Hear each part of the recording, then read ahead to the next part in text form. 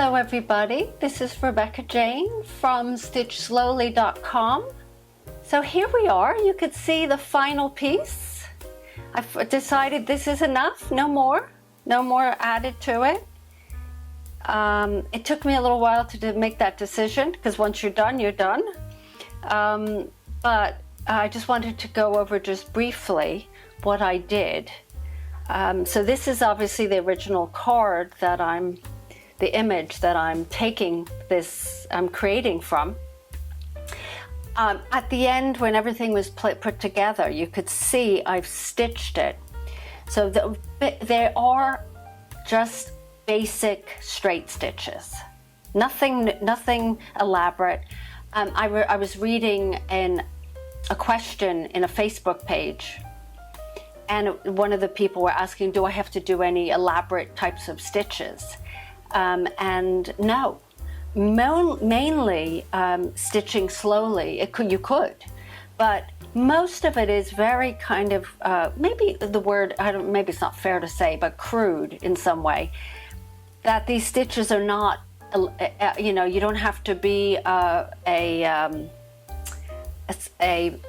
experienced embroider. You can just make little stitches that don't quite match, or contrasting colors. If you don't have if you don't happen to have the colors, the embroidery thread that matches exactly, and that's what makes this such a beautiful and fun project. And that's what lights my fire. The only thing I did kind of differently was I did do a stem stitch down here, just to add a little bit of something to make it look like it's in the earth, and a little bit here in that snowdrop, but mainly it's straight stitch. And I did border the most of the stems with, I framed them with a stem stitch, and then I added, and I wanted to bring this in. This is, I have a huge piece of this satin, and it's called satin. I'm terrible when it comes to remembering what the cloth is called. I can say cotton, linen, muslin, but when it comes to this, if you have an answer, please put it in the comments below for me. I will know once I check, when I look online after I'm finished. But so you could see that this is, you find this in Southeast Asian stores, the Asian community, the Indian community. They have a lot of this gorgeous fabric, and I just bought a bundle of it for, I don't know, several pounds. It was very cheap. And I've been using this on almost all of my projects because mainly they're green. It's a green, and then I just kind of lay it on top just to give it a little bit of a sparkle.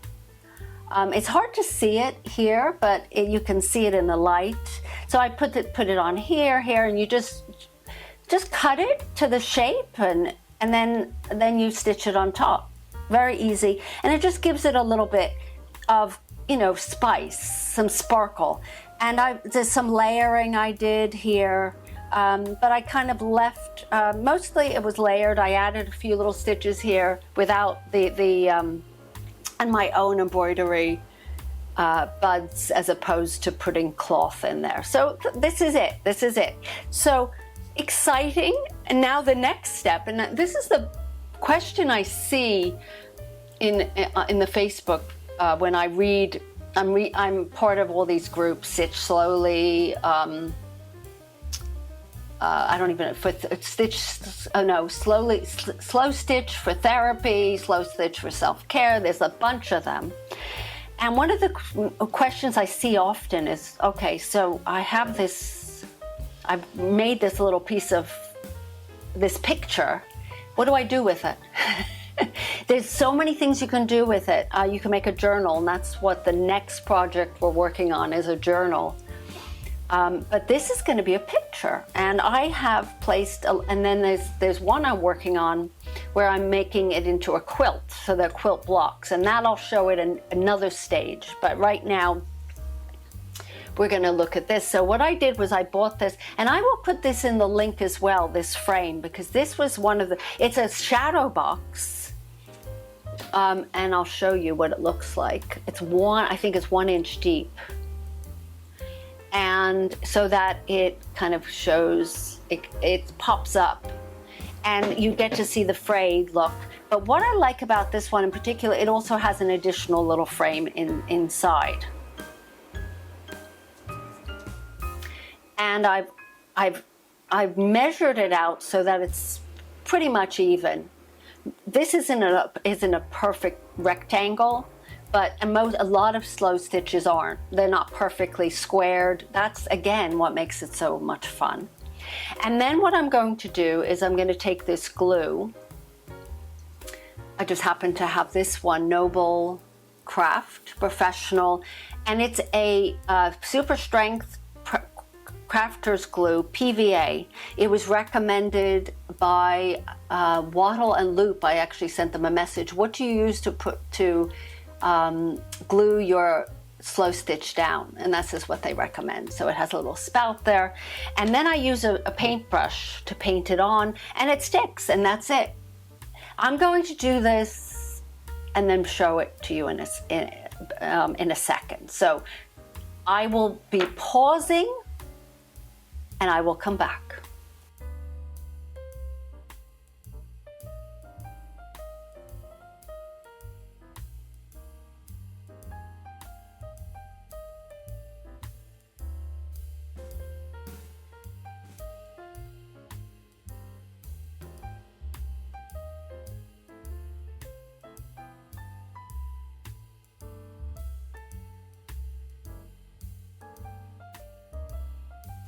Okay, here I am back again.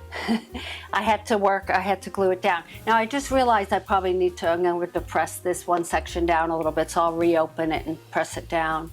Double check. If it's not quite, so you can see, it's probably might need to be redone. Maybe I need to pull it down a little bit, pulled up a little bit. But this is what it looks like. So look at this. So this is the shadow box. And I glued it down, used my glue, glued it on the piece of paper or on the backing. And then I actually think I used the wrong side. Anyway, you don't have to, it doesn't have to be perfect yet. I'll go back. The beauty of this is you could pull it back off and then work on it and play with it a little bit more. But once it's done, you have this picture. Here it is. So look at this. Wow. Impressive. And that's going on my wall in front of, so it's going to go to the left of my computers. That's where I decided I was going to place this as a reminder of all the work that the work that went into this, but also that I got to share with you. So that's the first project I've shared on YouTube. So I'm hoping you enjoyed it. And if you have any comments, any questions, use those comments for questions. Or if you say, you know what, I think I recommend this glue instead, please. We're all beginners. There's never, I'm always learning. And then also, if you like these videos, subscribe so you'll get it. You'll be invited. You'll get an alert that a new video has come forth. So I'm finished with this series of the Snowdrops, but the next one is we're going to be doing a journaling, and it's how to create a journal. And I'm going to be using, just to give you a little bit, we're going to be working on this, okay? So instead of placing our slow stitch in a frame, which you can actually do, that would be absolutely, I might end up doing that. But I'm going to show you how to create a journal. And that is new to me. I've never done a journal before. So it's, you and I will be working on this all together as beginners, both, all of us, if you've never done the actual journaling. And I'll explain that more. Oops. Let me go back. Oh. So that was a blur. Thank you so much. I hope you enjoyed this, and I will see you in my next video. And videos, there's going to be several sequences of that. And this is, I'm at Stitch Slowly, Rebecca Jane, stitchslowly.com, and I will see you soon.